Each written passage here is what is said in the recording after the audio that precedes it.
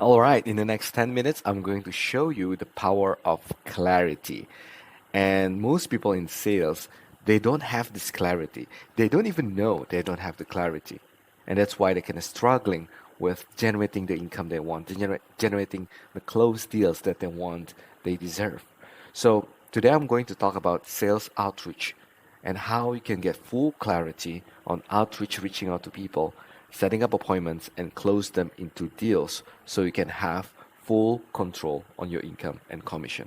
You ready? So before I get to it, I want to let you know, for any of you that don't know me, my name is Andreas. I come from Indonesia. I went to Singapore, start my journey, met my first mentor, and generating over $3 million in sales. And how that I want to share all my journey or my value for you so you can do the same as well. So let's get started. Clarity is something that is very, very important in everything in life.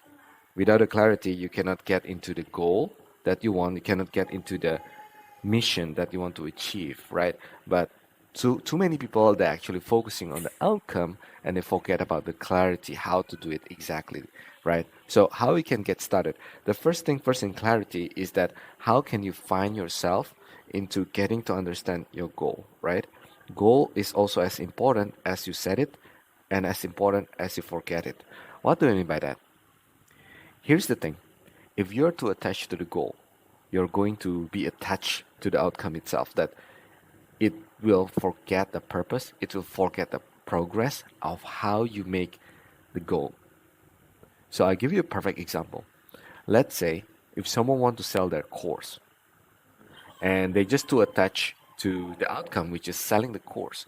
So they will forget about the delivery. They'll forget about serving the customer. They'll forget about helping others during the process because they just too fixated to achieve that goal.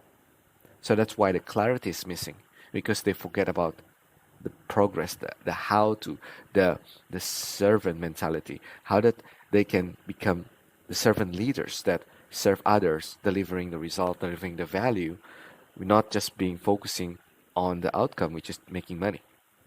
But most people, they just too focused on making the money, they forget about serving others. Because of that, it becomes a cycle, right? Let me draw it for you.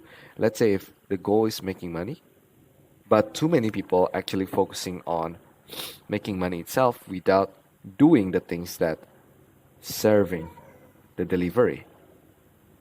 Because if this happens, then they're just focusing on making money and they forget to make money itself, right?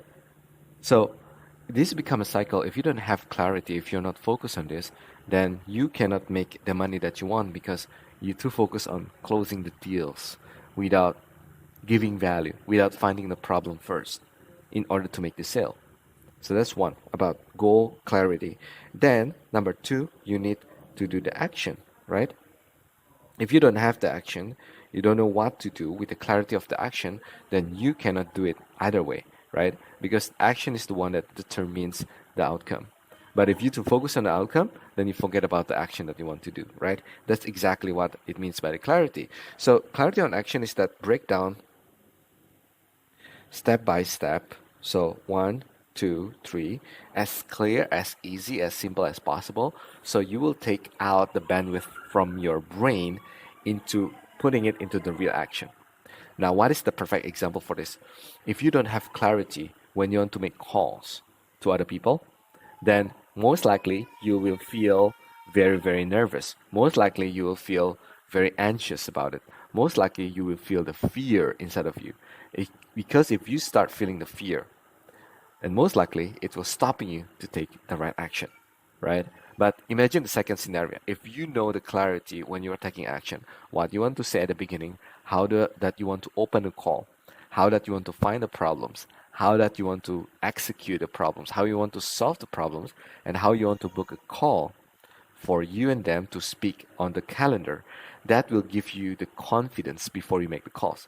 And more importantly, you need practice, right? Putting action is good enough if you put it into practice because you can bleed in the boxing ring, but you cannot bleed in the real life because they'll use knife to stab you, right? So if you practice it first, you will not waste any leads. If you practice it first, You'll gain confidence when you're talking to real people. If you practice it first, you will have lesser chance to fail when you do the action. That's number two, action. Number three is getting the feedback. So if you're getting the feedback, you need to have clarity on what feedback do you need in order to improve the goal and the action. Because if you forget about the feedback itself, we just keep doing things again and again without plan, right? Without getting, feedback on what is good, what is bad, and how we can improve that. So number one is what is good? What do you think that you did good enough already there? And number two is that what is what could be improved? Doesn't necessarily to be bad, right? But something that is not good enough. That you think, okay, I'm good at the opener, but I need to improve on my tonality, my pace of speaking. That is number two. And number three, you need to know how to improve it, right? Because if you know what is good, what is bad, what is to improve, but you don't know how to improve it, then you lost clarity on how that you can improve it, right? So everything of this, it's come back down to the feedback. You set a goal, you forget it, you do the action, right? And then now you get a feedback from someone else that is a mentor that is good to you, that is able to see what is leaking to improve and what is good to maintain. That is the three-step process. Now, the last one that you need in order for you to achieve this is also you need to get something that's called measurement. What is measurement looks like?